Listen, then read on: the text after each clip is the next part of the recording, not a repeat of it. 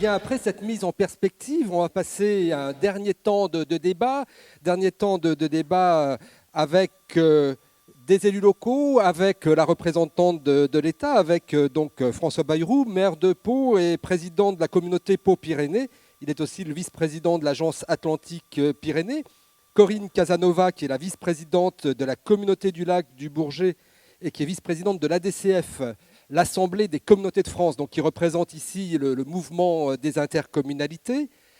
Gérard Van der Broek, président de la communauté Limoges Métropole, mais portant ici la parole de la région Nouvelle-Aquitaine, puisqu'il est vice-président de cette région Nouvelle-Aquitaine. Et puis Emmanuel Cos, ministre du Logement et de l'Habitat durable. Alors, Laure Agnès Karadec, qui est l'adjointe au maire de Marseille et présidente de l'agence d'urbanisme de l'agglomération marseillaise, devait être avec nous. Malheureusement, ces problèmes d'avion entre Marseille et Biarritz nous privent de sa présence. Mais Jean Rotner portera la parole des agences et de la fédération. Voilà, madame, messieurs, si vous voulez bien nous rejoindre. Après avoir écouté cette mise en perspective de tous ces travaux qui ont irrigué les 3 jours des rencontres nationales des agences d'urbanisme à Anglette, Bayonne, Biarritz, mais aussi à Saint-Sébastien, à Pau, sur tous ces territoires où, à partir des visites, à partir de la connaissance des territoires, eh bien, vous avez pu échanger et construire. Voilà, Jean Rotner, vous avez la parole maintenant pour cette séquence de ces rencontres nationales.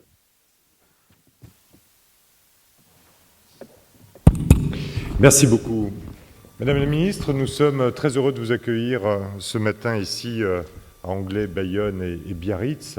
Merci de nous avoir rejoints. Vous êtes un peu notre ministre de tutelle, si on peut dire ça comme ça. En tout cas, vous connaissez très bien le monde des agences pour vous être impliqué tout particulièrement dans votre vie précédente d'élu local, dans notre vie quotidienne, notre vie, et Brigitte l'a bien précisé, active aujourd'hui avec de vraies perspectives. Et si nous avons choisi cette thématique nos limites que l'on peut comprendre soit avec une expression anglo-saxonne ou une expression française, ce n'est pas pour rien. Ce n'est pas pour rien parce que c'est vrai que nous nous interrogeons aujourd'hui sur nos perspectives d'action, sur notre présence, sur notre lien avec les collectivités qui sont en pleine transformation, en pleine transition, devrais-je dire. Cette transition est importante, elle vient nous poser et nous interroger au quotidien en tant qu'élus, mais en tant que professionnels également. Nous nous sommes rencontrés il y a quelque temps aussi dans votre bureau. Nous avons fait un peu un tour d'horizon des points qui semblaient pouvoir être source là aussi de progrès et de peut-être de clarification. C'est vrai que vous êtes très attaché à un certain nombre d'outils, comme par exemple l'Observatoire des logements. Vous êtes également une ministre qui perçoit les établissements publics fonciers comme un outil d'aménagement absolument intéressant au niveau du développement des grandes régions. Nous avons également constaté ensemble, mais ce n'est pas nouveau, qu'il existe en matière d'ingénierie du territoire des trous dans la raquette dans notre pays. Et comme je le dis de plus en plus en ce moment, les agences sont une chance.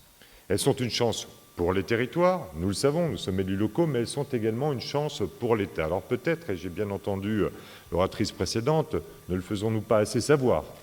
Mais vous pouvez compter sur moi, sur le bureau et les professionnels pour avoir bien enregistré ce message et pour peut-être amplifier ou tourner le bouton du volume sur une amplification, en tout cas, du message vers l'ensemble de nos partenaires. Mais c'est vrai qu'il existe des trous dans la raquette et cela nous interroge aussi parce que nous sentons que dans ces réseaux que nous tentons de construire au niveau régional, eh bien, ces trous manquent à nos analyses, ces trous manquent à pouvoir faire un travail complet, un travail cohérent. Et c'est vrai que nous nous interrogerons peut-être ensemble sur la manière de faire. Enfin, et je le dis là aussi devant les professionnels, comme président de la fédération, comme représentant là aussi des élus locaux, j'attire votre attention, mais je sais que vous êtes très sensible à ce sujet, sur la participation de l'État à nos travaux, participation financière, je m'entends, qui me semble importante, et je sais que vous partagez en tout cas notre avis, de pouvoir consolider sur la durée la présence de l'État à nos côtés. Je dirais qu'il serait même intéressant d'aller plus loin et d'oser.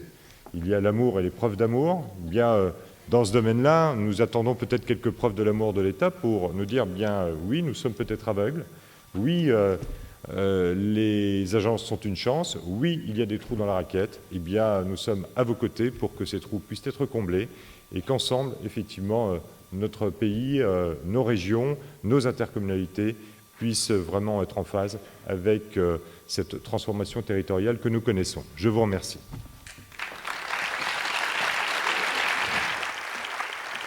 Merci Jean Rottner. Eh bien, on va en parler maintenant justement des effets de cette recomposition territoriale.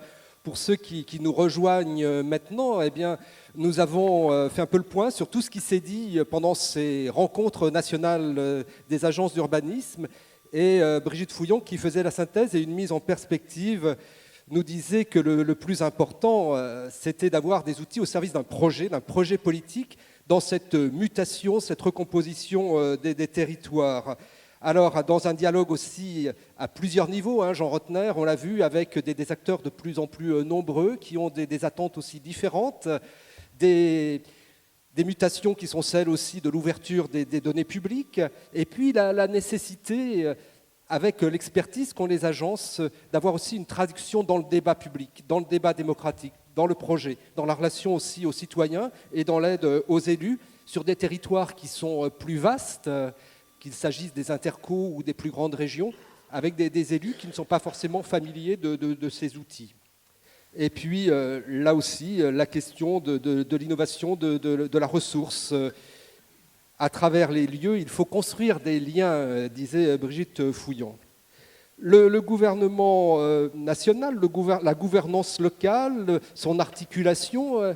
J'ai envie de commencer ce débat en me tournant vers vous, François Bayrou, puisque mutation d'un territoire avec une énorme interco qui se crée à côté du Béarn, à côté de Pau, construction d'une intercommunalité sur l'ensemble du département, positionnement de votre ville et de votre agglo dans une Nouvelle-Aquitaine. Comment vous vivez en tant qu'élu local cette construction, cette recomposition territoriale ?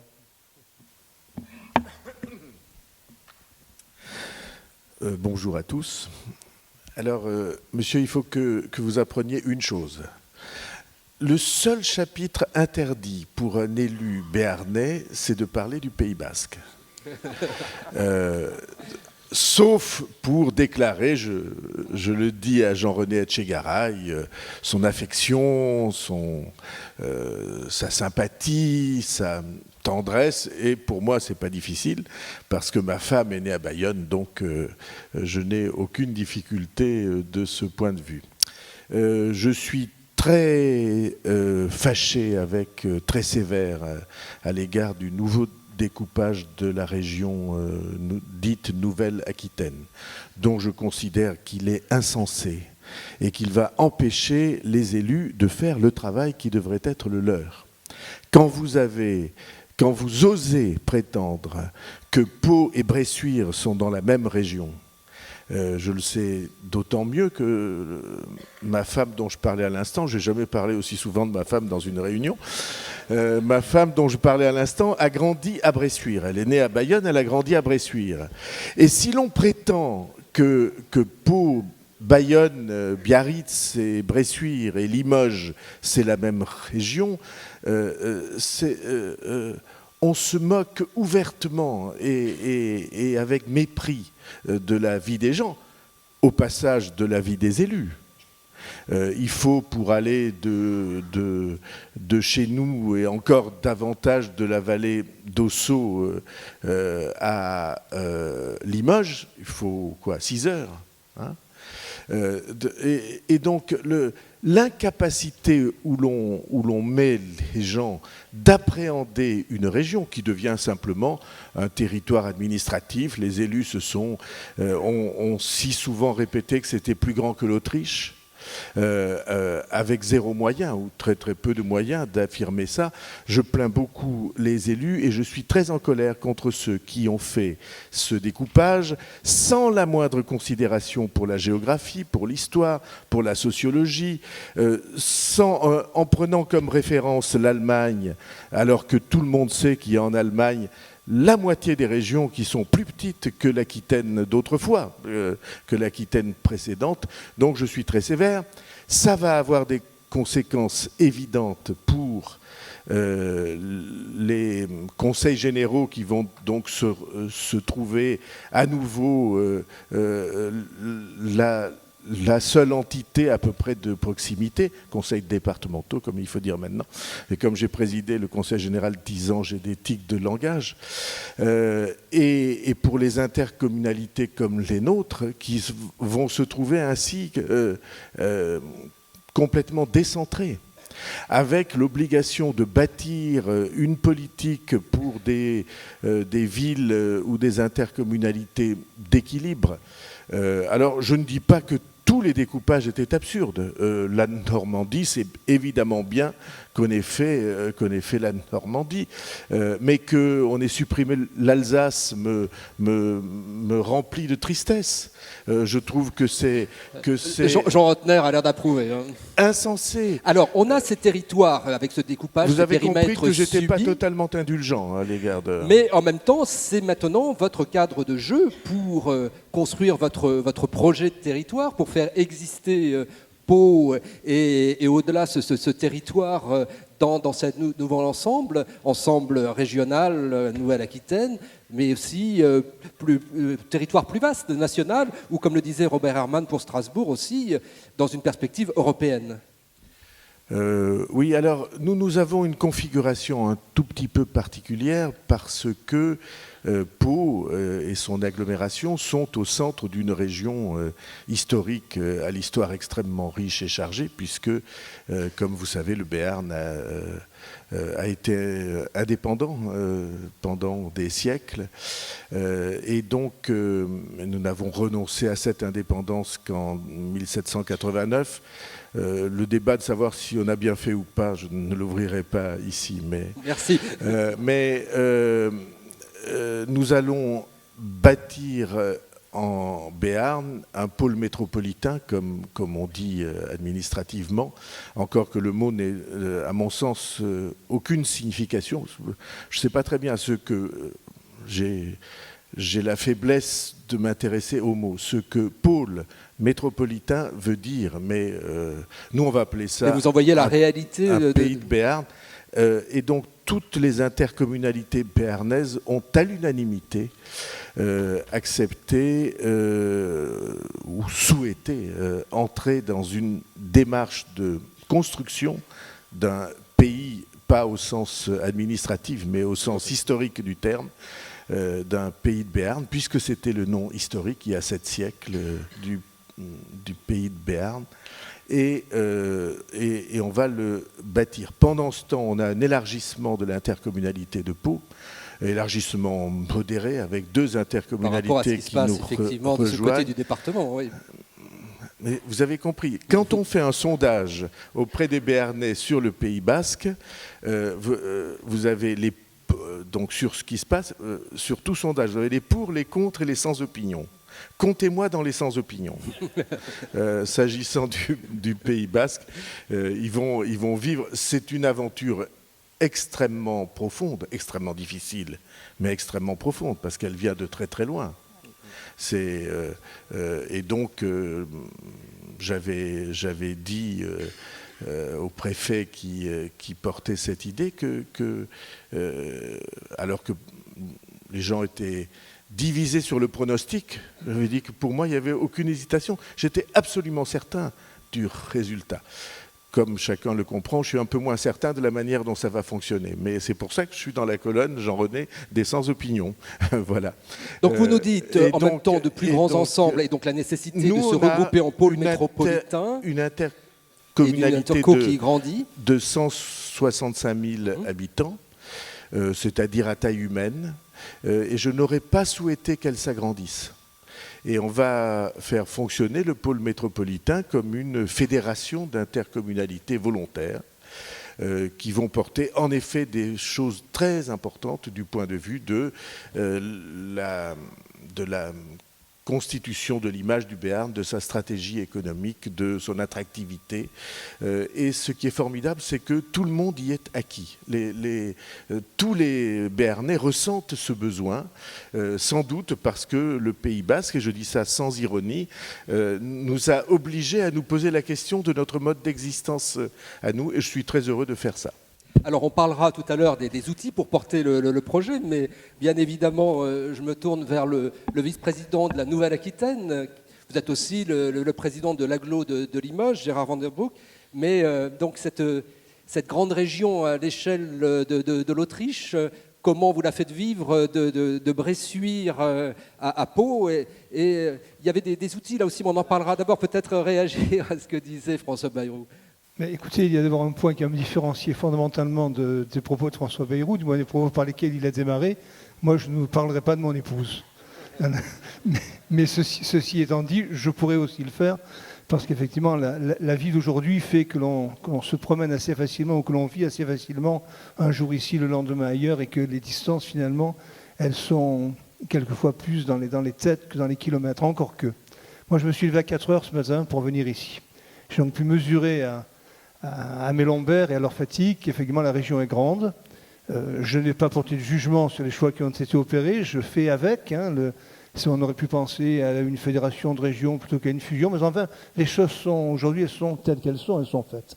Et je me dis que le défi qui est devant nous est un beau défi quand même, parce que j'ai des présidents de la plus petite des régions de France, le Limousin. Plus petite des régions. Aujourd'hui, je suis premier vice-président de la plus grande, peut-être, en tout cas, de l'une des plus grandes régions. Et je mesure que c'est là un beau défi parce que ça va obliger les territoires qui sont les territoires comme le mien, comme le Limousin, sans doute le Béarn, ça va les obliger, ces territoires, à travailler en lien avec la grande métropole, et ça va les obliger aussi, non seulement à se positionner, mais à tisser entre eux, entre ces territoires-là, un maillage qui n'aurait sans doute pas existé autrement.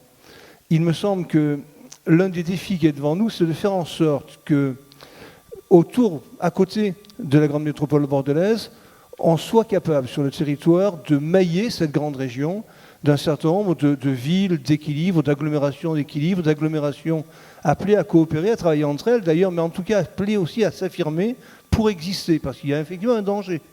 On le sait bien. Il y a un danger que nos populations nous rappellent tous les jours. Un risque de centralisme bordelais. Tous les jours, on entend cela sur nos territoires. Vous allez vous faire manger par la grande ville. Et je dis simplement à mes concitoyens, attention, oui, peut-être le risque existerait si nous-mêmes n'étions pas capables de porter un projet de notre territoire, je pense à l'agglomération que je préside, mais qui va s'insérer dans un projet plus global. Et quand on fait le trajet que j'ai fait ce matin je n'ai pas vu grand-chose, il faisait nuit, mais quand on le fait l'été, et que l'on voit la succession des paysages, que l'on voit la succession des communes que l'on traverse ou des pays que l'on traverse, on se rend compte effectivement qu'il y a là des différences fondamentales, qu'il y a des degrés de développement qui sont différents. Le projet politique de la grande région, c'est de dire, on considère tous les territoires, on les analyse de près. Une fois cette analyse faite, cette première analyse un peu technocratique peut-être faite, on la confronte avec ce que sur les territoires, les élus, les associations, les structures peuvent penser. Et on regarde quels sont les degrés de fragilité, d'un côté, mais aussi les potentialités de développement, et on va traiter dans l'avenir ces territoires d'une manière différenciée, de manière à apporter un soutien plus marqué aux territoires qui en ont le plus besoin, et de manière à apporter un soutien plus déterminé aux territoires qui portent en germe des pépites, j'aime pas bien le mot, mais en tout cas des potentialités de développement fort. Donc comment, dans un grand territoire, celui de la grande région, on peut traiter d'une manière différenciée, plus juste peut-être, avec une volonté de plus grande équité dans le traitement, comment peut-on traiter tous ces territoires-là qui constituent une grande région de manière à faire en sorte qu'il y ait un développement commun.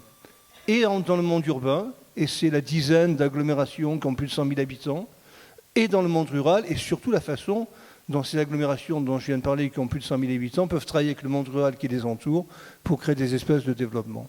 Alors, vous venez de répondre en disant dans ce vaste territoire régional, il faut identifier des systèmes locaux. Vous disiez des territoires, et puis vous dites il y a les agglos, plus de 100 000 dans cette région. Il y a une contractualisation plus forte aujourd'hui. Il y a une volonté de contractualiser avec ces agglomérations particulières. Aujourd'hui existe sur le territoire de l'ancienne région des traitements différenciés. Le Limousin avait une pratique, Poitou-Charentes en avait une autre, l'Aquitaine une troisième. Donc l'idée, c'est bien de dire, pour le moment, et tant qu'on n'a pas encore mis en place des politiques clairement identifiées, on poursuit les contractualisations en cours. Mais l'idée, c'est bien de dire, il faut qu'en fonction de l'analyse territoriale que je viens de faire, on puisse, en l'année 2017-2018, contractualiser avec éventuellement des fédérations, des PCI, éventuellement, ou des pays. Bref, à nous de déterminer quel est le territoire, s'appuyant sur un bassin de vie, évidemment, le plus pertinent, de manière à avoir des contractualisations qui permettent de donner les coups de pouce que j'ai évoqués, soit dans un sens, soit dans l'autre. Corinne Casanova, vous représentez ici les communautés de France, le mouvement de l'intercommunalité. On a beaucoup dit pendant ces 3 jours qu'il y avait deux niveaux pivots dans ce projet de développement, la région et les intercos. Comment vous le vivez, puisque vous êtes dans une nouvelle grande région Auvergne-Rhône-Alpes, et puis plus généralement, comment le vit le mouvement de l'intercommunalité et la DCF? Peut-être une petite remarque aussi, avant de répondre à votre question. Avant d'être élue de la DCF, je suis élue de la ville d'Aix-les-Bains et de la communauté d'agglos du lac du Bourget, qui fait partie de ce que Jean Rotner a appelé les trous dans la raquette en termes d'agence d'urbanisme. Et je voulais vous dire tout le bien que ça fait d'être avec vous. Parce que j'ai un ami architecte qui me disait un architecte, c'est avoir un bon chapeau et de bonnes bottes, et un élu, c'est pareil. Et en ce moment, j'ai l'impression qu'on chausse plus souvent les bottes qu'on ne prend le chapeau, parce que avec les questions de périmètre, de fusion, de nouvelles compétences issues de la loi NOTRe, on est dans le quotidien, on est englué effectivement dans nos problèmes de RH, dans nos problèmes de fiscalité, dans qu'est-ce que c'est que la GEMAPI, qu'est-ce que c'est qu'un PLUI, et on se pose assez peu ces questions de mise en perspective. Et moi, je voulais vous remercier pour ça, parce que vous posez la question de ce que vous êtes, de ce que vous voulez être, de ce que vous pouvez être, et comment est-ce que vous pouvez aider les territoires à formaliser leurs projets. Je trouve que c'est vraiment extrêmement vivifiant. C'est la petite parenthèse. Sortir du mécano institutionnel qui est très prenant. Vous avez vos interrogations et vous remerciez pour ces interrogations quelque part et ces incertitudes dans un monde où on a plutôt souvent des certitudes. Applaudissez donc Corinne Casanova. Alors justement, la question du projet, du sens, comment on le construit à l'échelle d'une interco comme la vôtre et plus généralement, comment dans la construction on contractualise, on articule avec les autres niveaux d'intervention publique. Bon, j'ai entendu ce que disent mes collègues et j'ai vu travaillant sur les ateliers pendant ces 2 jours que certains territoires sont plus complexes à faire vivre que d'autres. Si je parle d'une autre, on fait un périmètre d'une nouvelle communauté qui est très intuitif, qui était le territoire vécu par nos habitants au niveau local, donc pas d'interrogation, et une région Auvergne-Rhône-Alpes qui, somme toute, a une identité. Peut-être Rhône-Alpes en avait une qui se serait suffi à elle-même, mais bon, je ne peux pas revenir pas discuter sur la traduction en elle-même. Sur le principe, je crois qu'il y a ce choix qui est fait d'un couple sur des intercommunalités qui correspondent mieux au bassin de vie vécu, le territoire vécu par le citoyen, et sur des régions plus larges qui permettent d'avoir un couple vraiment entre un stratège et un opérationnel. Au niveau de la DCF, on l'a toujours défendu. Donc sur le principe, et moderato effectivement les traductions qu'il peut y en avoir, le principe est bon. Et le fait d'avoir dans la relation entre nous des schémas qui permettent de travailler sur des projets, des schémas resserrés, qui ne soient plus en tuyaux d'orgue comme on en a eu jusqu'à maintenant, où les thématiques ne discutaient pas entre elles. En ce moment, on fait un tour de France des régions au niveau de la DCF pour voir comment sur les territoires se passent les élaborations des SDS, du schéma économique, voilà, hein, et puis du SRADET. on se rend compte qu'il y a beaucoup d'intelligence qui se développe sur les territoires, sur ces documents, et beaucoup plus d'intelligence qu'il n'y en avait vraisemblablement avant quand on était très cloisonné. Alors de l'intelligence, mais on a dit aussi dans les débats de ces rencontres nationales, de l'intelligence juxtaposée souvent, et comment on évite que tous ces schémas, alors schémas régionaux et qui deviennent prescriptifs en plus, Scott, PLUI aussi à l'échelle des intercos, trouvent des complémentarités et trouvent un sens aussi dans le projet politique que vous incarnez. L'enjeu pour que le tout prenne du sens, c'est la question de la contractualisation entre les différentes échelles. Et là aussi, vous l'avez évoqué ce matin, c'est comment est-ce qu'on dialogue, comment est-ce qu'on produit quelque chose ensemble. Et là, quand on dit le mot contractualisation, on a à la fois un champ des possibles très fort et puis un champ des possibles plus restreint. On l'a vu dans notre Tour de France. Quelque part, dans certains endroits, la contractualisation est spontanée, dans d'autres, elle est plus difficile à accoucher. Et là, je reviens à vos préoccupations de ce matin. Je pense que les agences d'urbanisme, qui sont un tiers quelque part, qui peuvent jouer un rôle de tiers de confiance et un côté trait d'union entre les métropoles, les plus petits territoires, ont un rôle très très important à jouer pour qu'on arrive à parler le même langage, à se comprendre dans la traduction des objectifs de nos contractualisations. Et je pense que c'est là qu'est le véritable enjeu, donner le sens du mot contractualisation sur l'avenir. Alors, on y viendra tout à l'heure dans le débat sur le rôle des agences, mais Emmanuel Causse, ces nouveaux outils de schémas qui se multiplient, les nouvelles échelles territoriales, parfois les élus et les responsables doivent faire avec une grande complexité et des changements institutionnels permanents. Oui, vous n'avez pas tort, mais je ne voudrais pas qu'on pense que c'est que l'État qui pense à des schémas et qu'il n'y a pas des élus qui, à un moment, se sont battus pour que les schémas soient imposés au niveau national. Parce que ça serait faire offense à tous les élus qui ont contribué à cela. Je pense qu'il y a deux sujets sur lesquels vous parlez. Il y a la réforme territoriale qui a induit des changements très importants, des bouleversements. Ici, objectivement, nous sommes dans une nouvelle grande région où je pense que c'est là où il y a le plus de très grands bouleversements. Et en même temps, sans nier toutes les difficultés, moi, je ne vais pas non plus commenter le découpage in fine qui a été choisi par le Parlement, parce que moi-même, dans d'autres fonctions, j'avais d'autres idées sur le découpage. Mais au-delà de ça, et c'est très intéressant ce que disait Gérard Van Den Broek, c'est que le sujet, c'est quand même, notamment pour des anciennes régions, je pense notamment le Limousin, la question, ou pour Auvergne par exemple, il y a aujourd'hui un phénomène de métropolisation qui est réel, quoi qu'on en pense. Et les grandes régions doivent être un vecteur, justement, de redonner aux territoires qui ne sont pas emportés avec la métropolisation des atouts considérables.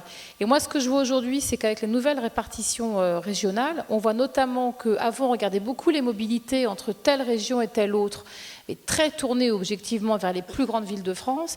Et aujourd'hui, se pose une question, par exemple, les mobilités intérieures entre chaque région, et qui est, à mon avis, on a beaucoup de choses à faire encore aujourd'hui quand on parle de développement de nos territoires. Aujourd'hui, la question de la mobilité intérieure à ces régions est, à mon avis, un des enjeux majeurs, y compris pour le maintien de l'activité économique et son développement. Alors, rôle de la métropole, mais il y a aussi tout ce réseau de villes, les territoires urbains, ruraux sur les territoires. Je pense qu'aujourd'hui, il faut pas nier le rôle majeur des métropoles, mais il faut arrêter de penser que tout se fait autour des métropoles. Et d'ailleurs, je dis ça dans un certain nombre d'acteurs de l'urbanisme qui portaient cette vision-là.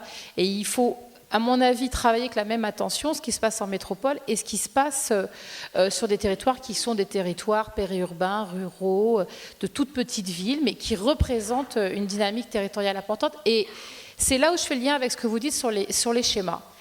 En effet, il y a ce qui est arrivé depuis pas mal d'années, les SCOT.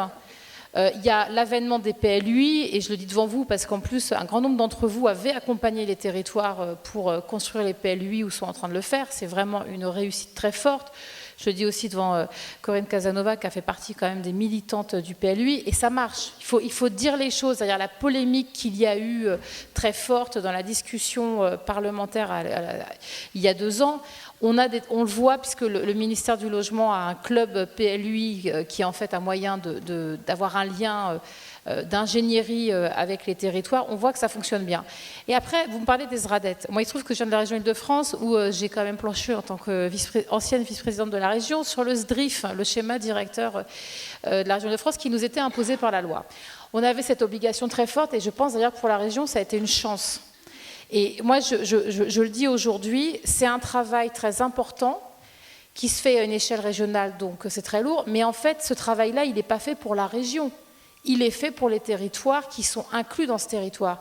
Et si j'en prends l'expérience que j'ai eue sur le SDRIF, en sachant que moi, je n'ai travaillé que sur la 2e version du SDRIF, pas celle qui a été bloquée 4 ans au Conseil d'État, parce que ça a quand même mis 10 ans, cette affaire-là. Mais derrière ce qui montre aussi la complexité de monter ce type de projet. Oui, mais enfin, le blocage n'était pas lié au travail, c'était lié à un point de vue très politique et très discordant à l'époque. Il faut dire les choses telles qu'elles sont. C'est un travail important, volumineux.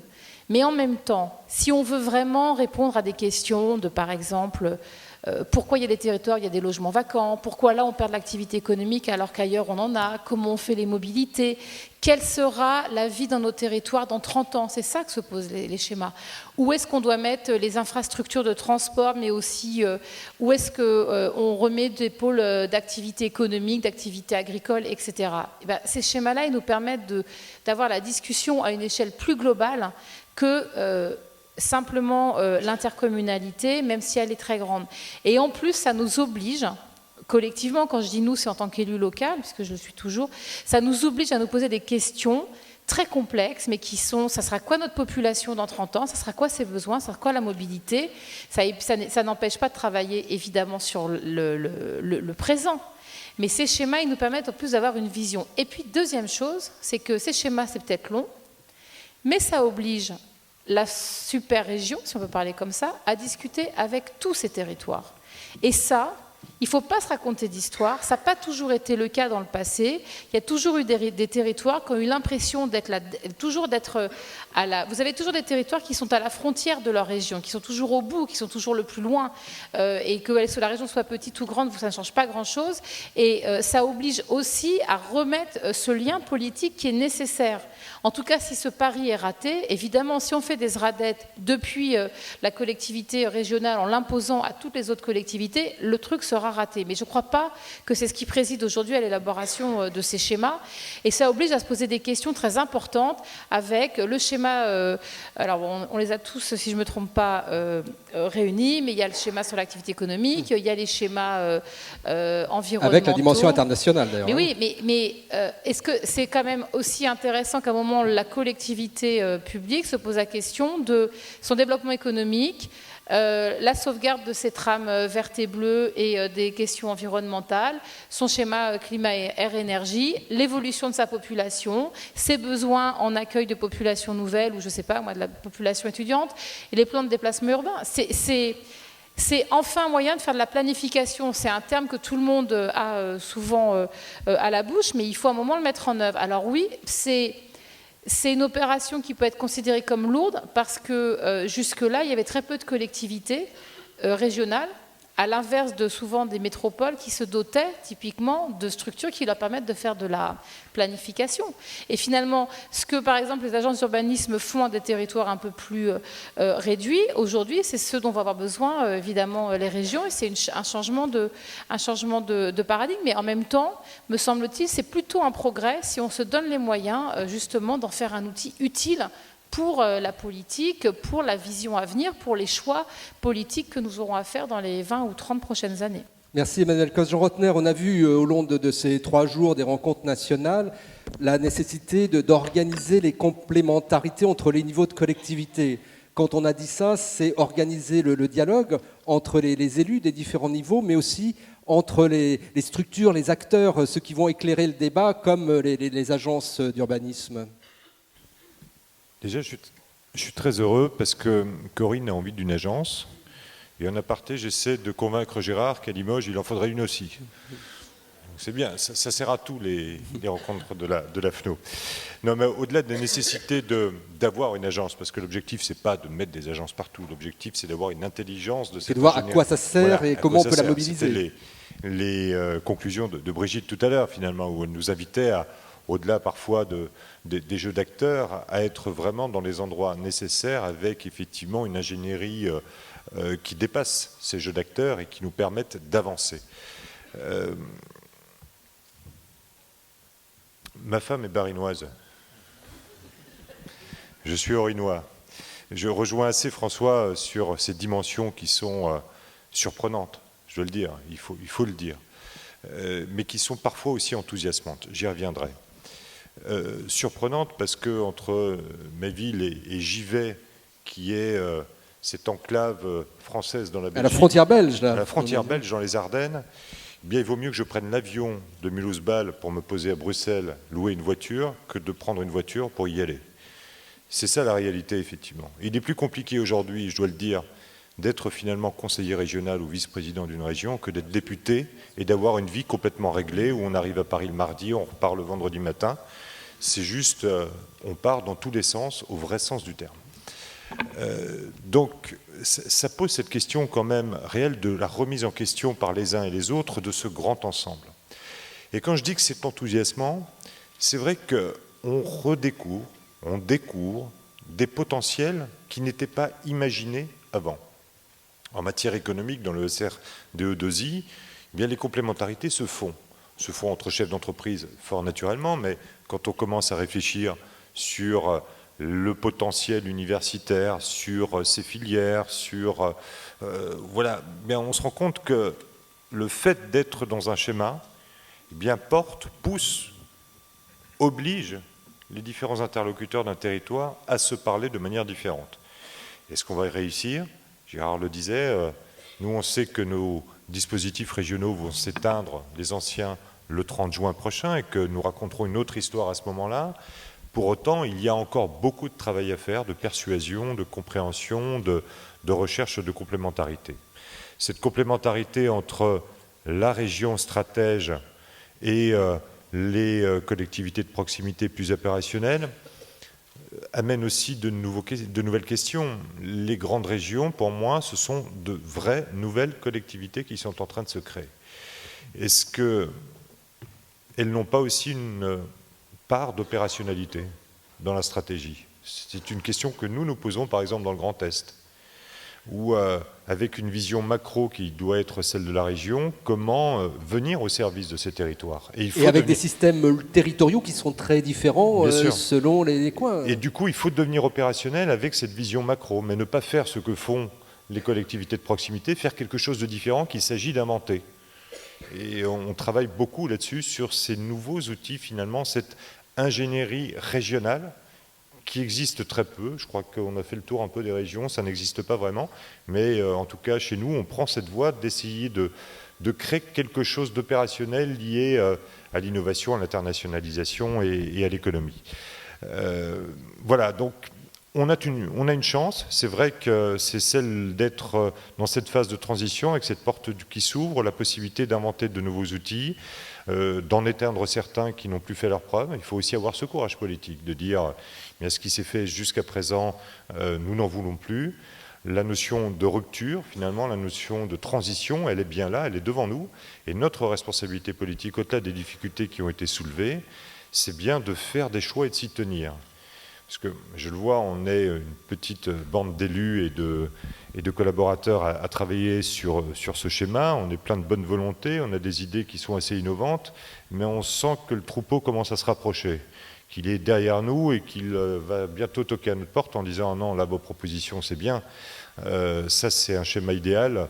Nous, on veut notre outil, on veut notre agence, on veut notre proximité. » Et nous, on leur dit que peut-être la limite administrative, on va l'oublier.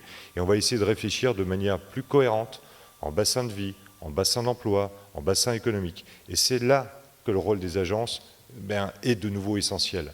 Parce que les régions, aujourd'hui, comme l'État d'ailleurs, n'ont pas cette lisibilité, cette capacité de le faire. Paradoxalement, je pense que les agglomérations qui sont dotées d'agences sont beaucoup plus avancées dans cette réflexion et dans cette capacité de porter le débat sur des éléments qui sont factuels et pas simplement des jeux d'acteurs. Ce matin, votre collègue Robert Herrmann parlait de corridors aussi à organiser, de réseaux à l'échelle de la grande région. Je connais Robert et sa volonté effectivement de nous impliquer derrière sa métropole dans cette dynamique-là, mais au-delà même d'un corridor régional, c'est un corridor européen et il faut que la France se mette enfin en marche pour avoir une place dans cette stratégie européenne et dans le concert des villes européennes. Pour l'instant, on est encore très en retrait. Le rôle des agences, et on se le disait en début de rencontre, c'est peut-être dans cette optique-là, bien d'avoir aussi un raisonnement et un réseau d'agences qui, sur des projets particuliers, sont en capacité d'amener à plusieurs villes une forme d'ingénierie. Pas au niveau régional, mais on prend un corridor, par exemple, qui part du nord de l'Europe pour s'arrêter à Marseille. Eh bien, toutes les villes concernées par ce corridor doivent aujourd'hui travailler ensemble pour faire du lobbying européen. Alors, on parle des outils. Dans la campagne des élections régionales, la majorité à laquelle vous appartenez, Gérard Van den Broek, avait parlé d'une data régionale. Alors, qu'est-ce que c'est? Où est-ce que vous en êtes? Et comment elle s'articulerait avec les autres outils tels que les agences? Ou avec les outils de l'État aussi? Écoutez, la notion de data est une notion facile à faire passer, à faire comprendre. Ce n'est sans doute pas le mot qui conviendrait le mieux aujourd'hui. Mais dans le cadre d'une campagne, effectivement, ça donnait bien l'idée d'une volonté de la région d'avoir une force, pardon, excusez-moi, d'avoir une force, je ne veux pas dire une force de frappe, mais en tout cas une force qui soit à la fois une capacité, une force de réflexion sur l'aménagement global d'un territoire, sur les grandes infrastructures, sur une grande politique, mais également comment associer, ça a été dit tout à l'heure, cette réflexion-là à une intervention plus localisée. Donc ça, c'est un premier point, la réflexion globale. Et puis surtout, au-delà de cette réflexion globale, au-delà du rôle de réflexion, un rôle d'action, un rôle d'intervention sur les territoires, et notamment en termes d'ingénierie, et plus précisément sur les territoires fragiles. Dans l'ex-Aquitaine existait quelque chose que j'ai découvert, que je ne connaissais pas moi en tant que dans la région Limousin, ce qu'on appelle les cadets, sur des territoires identifiés comme très fragiles, sur lesquels l'Aquitaine envoyait des forces, si j'ose dire, d'ingénierie importantes, de manière à retourner, à essayer en tout cas de retourner ces territoires et de les ramener vers du développement. L'idée du président Rousset, l'une des idées du président Rousset, c'est de dire étendons ce système-là, améliorons-le évidemment, densifions-le pour faire en sorte qu'il y ait sur tous les territoires qui en ont besoin la possibilité pour la région d'intervenir rapidement, massivement et dans tous les domaines de compétences de la région. Il y a bien cette volonté d'une ingénierie régionale mise à disposition des territoires à côté de l'ingénierie qui existe déjà sur les territoires. Donc c'est ça, cette idée de data, le mot ne convient pas bien, hein. Il nous renvoie à une époque qui est un peu révolue, mais c'est bien l'idée d'aménagement d'un territoire en identifiant les forces et les faiblesses, en se donnant les moyens et de corriger les faiblesses et d'accentuer les forces ou les opportunités, comme je le disais tout à l'heure. Merci. Pour qu'on travaille sereinement ce matin, une petite information pratique pour ceux qui prennent l'avion de 13h10, il y aura un bus à 12h, donc on est là tranquillement et on peut débattre sereinement et continuer sur ces questions en abordant maintenant la question des outils et des agences. François Bayrou d'abord, qu'est-ce que vous, élus, vous attendez d'une agence d'urbanisme, de votre agence d'urbanisme ?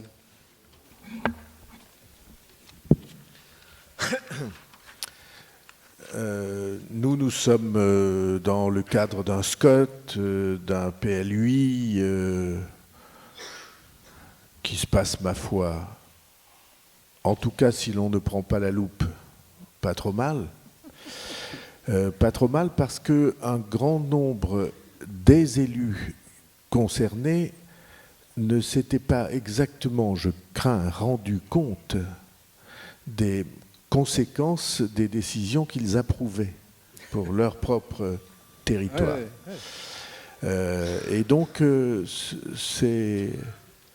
ça me permet de souligner au passage que nous avons un problème démocratique très important, que nous parlons une langue pour initier, que les sigles que nous utilisons sont absolument inconnus du public, même averti, ce qui fait que le jeu démocratique qui consiste à partager avec les citoyens les orientations qu'on prend ne peut pas avoir lieu. C'est un monde clos, par la langue même qu'on utilise. Et donc, pour moi, c'est un souci. Hein, le mot a été employé pendant nos débats, là, pendant ces 3 jours. On a dit qu'il faut traduire. C'est de la traduction pour les élus, parce que c'est derrière le projet. Et donc, c'est un univers qui est un univers clos sur le monde des élus auquel les citoyens n'ont aucun accès.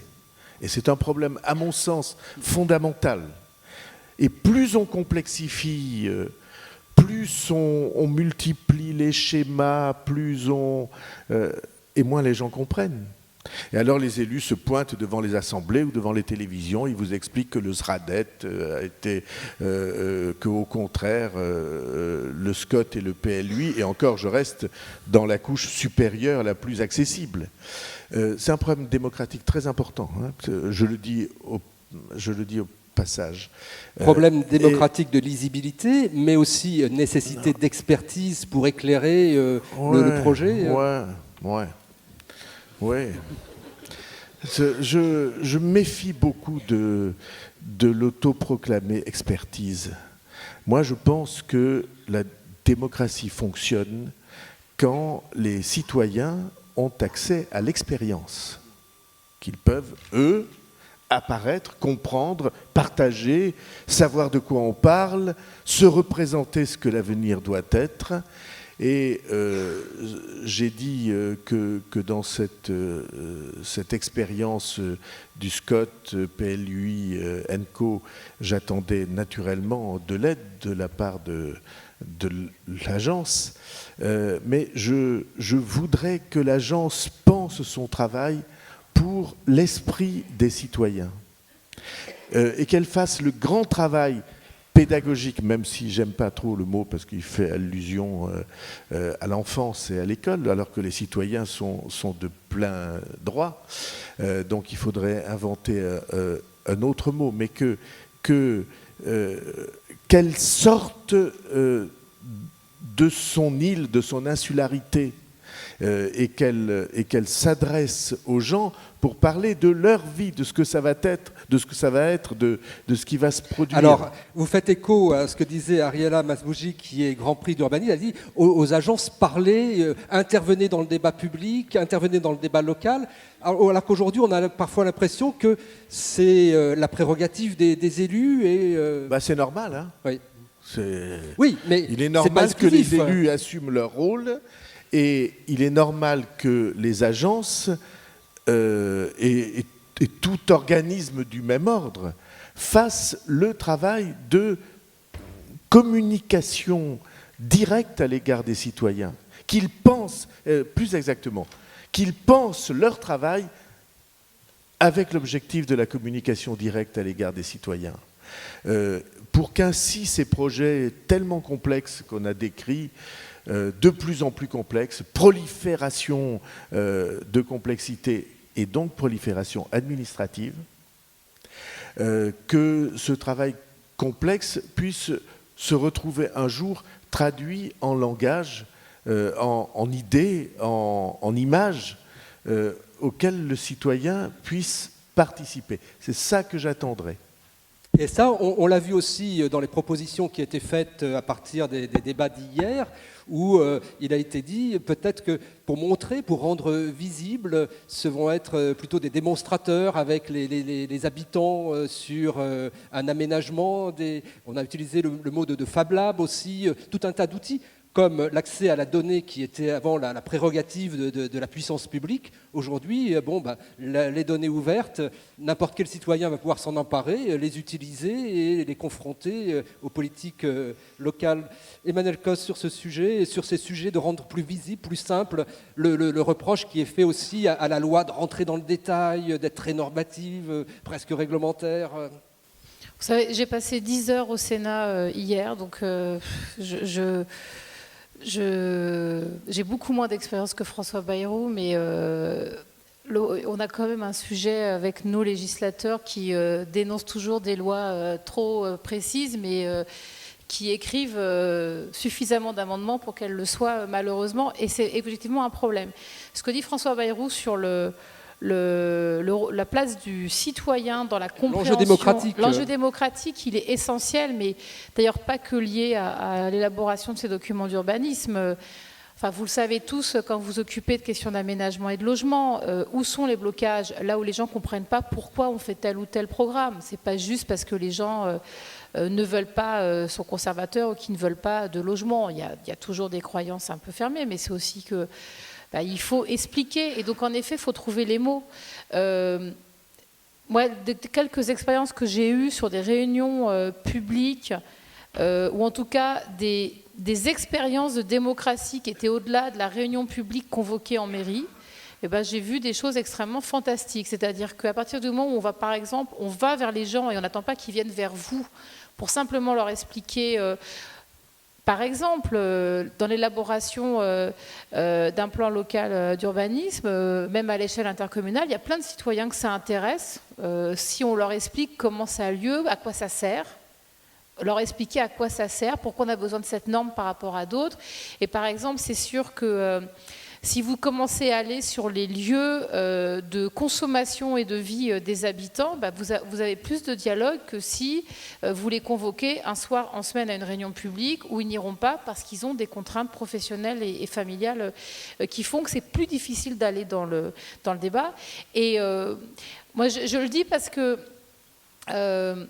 Je vais juste reprendre cette expérience-là, mais sur le schéma directeur d'Île-de-France, il y a quand même eu plus de 300 réunions dans une région qui fait quand même déjà 400 km et aller de l'ouest en l'est, c'est déjà pas mal dans sa difficulté, et y compris dans des toutes petites communes, avec des gens en fait à qui on n'a jamais demandé ce qu'ils pensaient de l'aménagement, par exemple, de la ville capitale, et pourtant ça a un impact sur leur vie. Et ils en sont les usagers. Exactement. Et donc, je pense que c'est possible. Par contre, c'est vrai qu'il faut trouver des opérateurs, notamment les agences, et pas que les agences d'ailleurs d'urbanisme, pour offrir des outils de participation aux collectivités locales.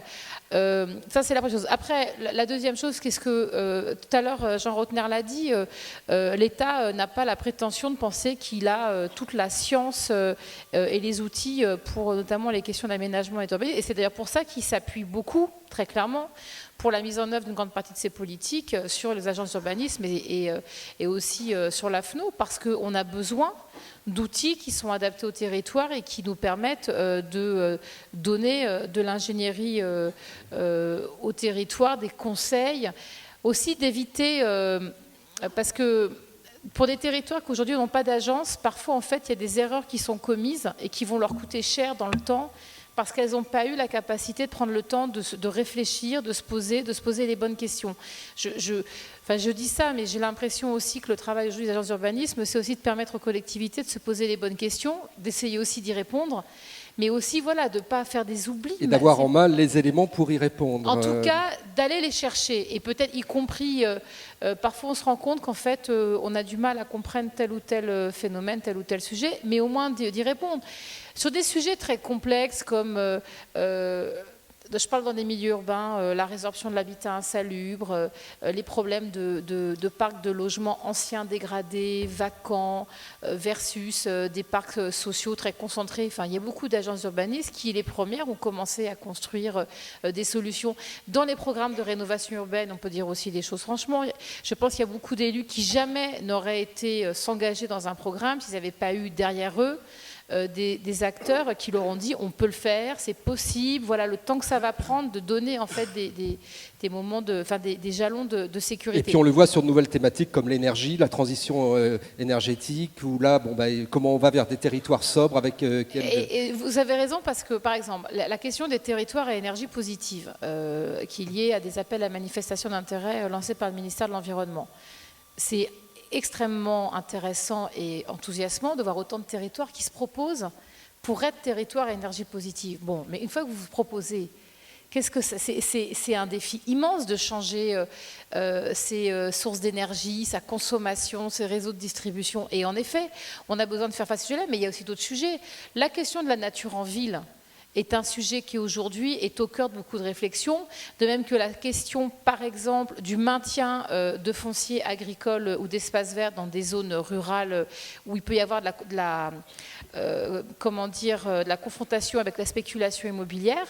C'est des enjeux, en fait, on voit que là où on arrive à garder un certain nombre d'activités sur le sujet, c'est parce qu'on a aussi à un moment des agences qui ont alerté les collectivités pour faire de la veille foncière, pour aller vers des établissements publics fonciers, etc.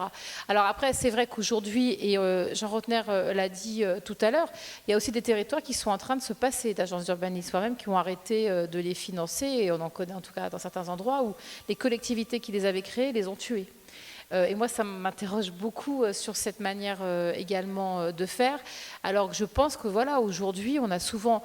en tout cas, là, je vais parler en tant qu'élu, pas tant qu'en tant que ministre, mais souvent, on a une idée, mais on cherche juste à trouver des gens qui peuvent nous expliquer si notre idée est juste une intuition ou si elle est vraiment utile et comment est-ce qu'on la met en œuvre. Donc, c'est à ça aussi qu'il faut qu'on réponde.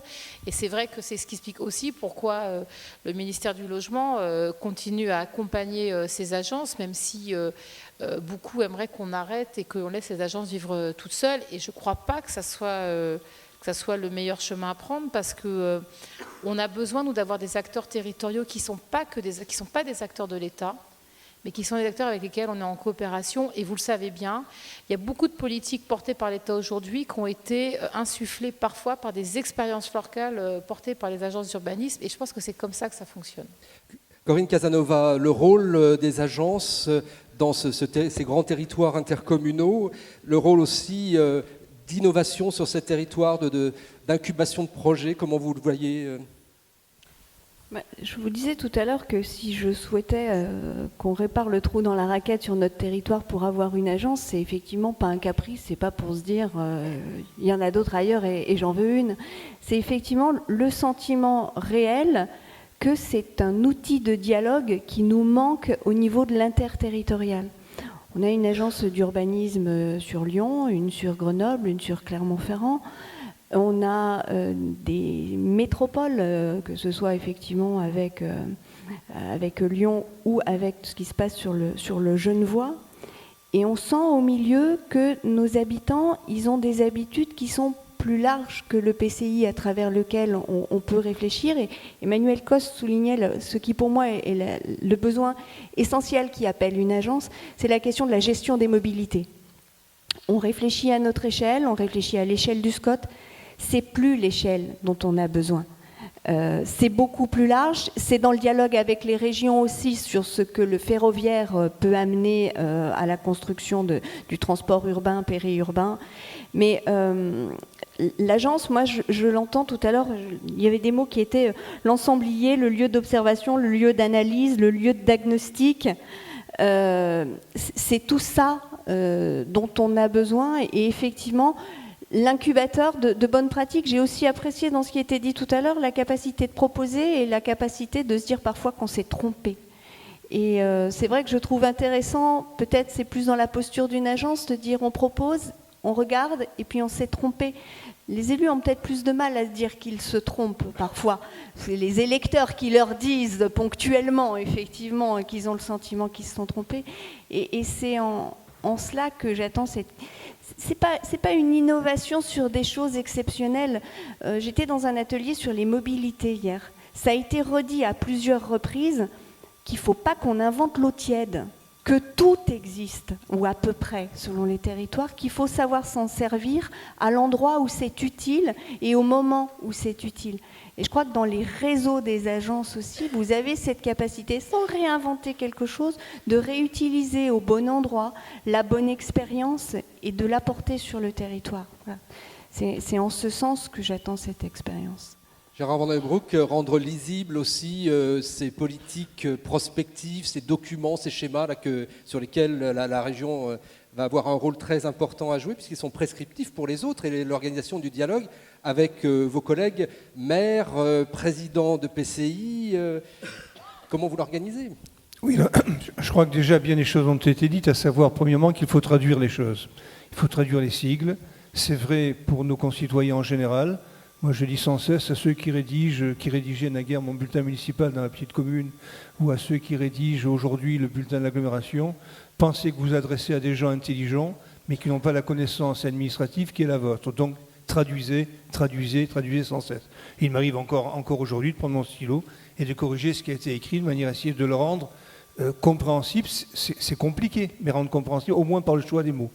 On parle beaucoup de schéma. Déjà, le terme de schéma en lui-même est un terme rébarbatif qu'il faudrait remplacer, me semble-t-il, beaucoup trop abstrait, mais ça c'est une autre chose. Après, dans le cadre que vous évoquez de l'élaboration donc, de ces schémas, hein, j'ai préféré le terme plan. Un plan, il y a une volonté. Mon schéma, c'est un constat un peu arbitraire comme ça, un peu abstrait plutôt.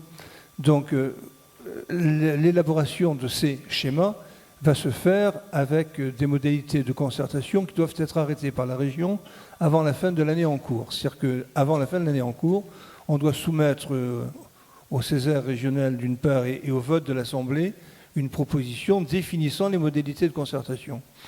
Évidemment, je souhaite que ces modalités de concertation soient les plus larges possibles et que cette concertation soit d'abord orientée vers les bassins de vie.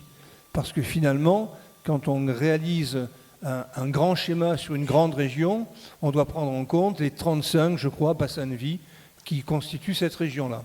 Et on constate quand on fait cela, d'ailleurs, que certains bassins de vie ne correspondent pas vraiment aux divisions administratives qui sont les nôtres. Mais comment contractualiser demain avec un bassin de vie qui n'est pas représenté par une division administrative? C'est une des complexités de la chose. Mais en tout et cas, la nécessité d'avoir des interterritorialités entre un EPCI. On aura sans doute à réfléchir sur une fédération, sur des pôles métropolitains autour de Pau, par exemple. Qui nous permettront de contractualiser avec plusieurs à la fois, mais sous un même signe. Donc nous verrons cela. Mais la concertation, elle doit se mettre en place dans l'année qui vient, très largement, puisqu'on a plus de temps que pour le schéma de développement économique, d'innovation et d'internationalisation. On a un petit peu plus de temps, donc il faut qu'on la mette en place, et il faut qu'elle soit systématique. Il faut qu'elle soit vraiment systématique, interrogeant tous les territoires. Et quand je dis interrogeant, c'est au sens, évidemment, d'un aller-et-retour, et pas seulement du fait que l'on va venir vers le territoire en disant voilà ce qu'on a pensé pour vous. Ce n'est certainement pas ça qu'il faut faire. Il faut le faire avec les politiques, évidemment, qui ont en charge, c'est la démocratie représentative. Et moi, j'y crois beaucoup. Les territoires, il faut le faire aussi avec les associations, avec les structures qui fonctionnent sur le territoire. Et ça, c'est la démocratie participative. L'une n'exclut pas l'autre, loin s'en faut, mais l'une ne doit pas faire oublier l'autre en tout cas. Merci Gérard Van Den Broek. Alors on arrive au terme de ce débat. Emmanuel Cos, un message aux professionnels des agences d'urbanisme et aux élus qui les président aujourd'hui dans vos fonctions de ministre du logement et de l'habitat durable. La première chose, c'est saluer la qualité du travail qui est fait par l'ensemble de ces agences, mais aussi le travail qui est fait au sein de votre fédération nationale, je voudrais quand même le dire, parce que moi, il me semble que sur les sujets qui nous animent, la question du logement, de l'aménagement durable, de l'urbanisme, je ne crois pas que l'État est intelligent tout seul. Il l'est en discutant avec beaucoup d'acteurs locaux et évidemment...